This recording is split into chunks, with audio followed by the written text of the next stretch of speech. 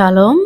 మన ప్రభు అయిన యేసుక్రీస్తు వారి ఉన్నతమైన శ్రేష్టమైన నామంలో సహోదరి సహోదరులందరికీ వందనములండి. అందరూ బాగున్నారా? మరి ఒక మంచి రోజులోనికి వెల్కమ్ టు యూ ఆల్. ఈరోజు జీవాహారము యోబు గ్రంథము 22వ అధ్యాయము 21వ వచనము. ఆయనతో సహవాసము చేసిన యెడల నీకు సమాధానము కలుగును, అలాగున నీకు మేలు కలుగును. Job chapter 22 verse 21.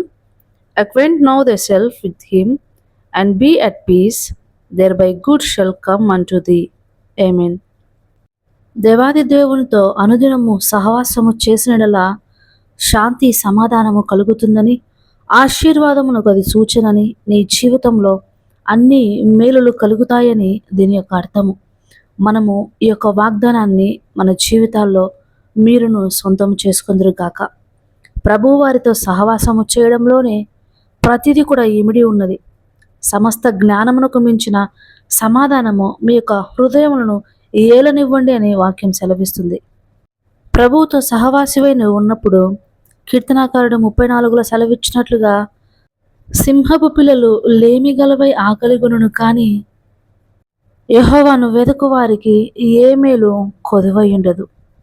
దేవునితో సమాధాన పడడం అంటే మన జీవితాల్లో మన యొక్క క్యారెక్టర్ను వృద్ధి పొందించుకోవడము, ఉన్నతిగా మార్చుకోవడము, అభివృద్ధిలోనికి తీసుకువెళ్ళడము. మన జీవితాలను మనుషులతో కూడా మనము మన యొక్క సంబంధాలను మెరుగుపరుచుకుంటూ ఈ సమాజంలో మంచి పౌరునిగా, అనేకులకు రోల్ మోడల్గా జీవించడానికి దేవుని యొక్క ఆశీర్వాదము, దేవునితో సమాధానము కలిగి ఉండటము, సహవాసము కలిగి ఉండటము. మోషే కొండ ఎక్కి పైకి వెళ్ళాడు. దేవుడు మోషేను కలవడానికి కొండ మీదికి దిగి వచ్చాడు. ప్రియ సహోదరి సహోదరులారా, మనము దేవుని యొద్దకు ఎక్కి వెళ్ళే అనుభవం గలవారిగా ఉండాలి. అప్పుడు ఆయన మన యొద్దకు దిగి వస్తారు. యాకోబు పత్రిక 4వ అధ్యాయంలో సెలవిచ్చినట్లుగా, మీరు దేవుని యొద్దకు రండి, అప్పుడు ఆయన మీ యొద్దకు వచ్చును.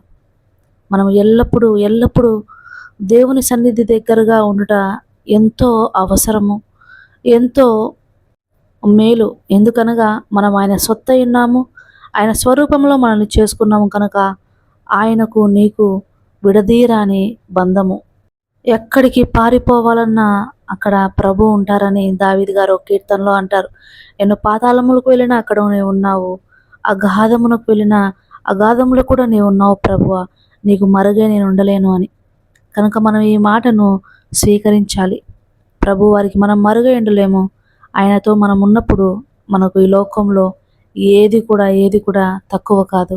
అలాగే సమస్త జ్ఞానములకు మించిన సమాధానము మీ యొక్క హృదయమును ఏలుతుంది. దేవుడి వాక్యమును మీ హృదయంలో స్థిరపరిచి ఆయన కొరకు మిమ్మల్ని బహుగా ఫలింపచేసుకొనును గాక. Amen. God bless you all. Have a good day everyone.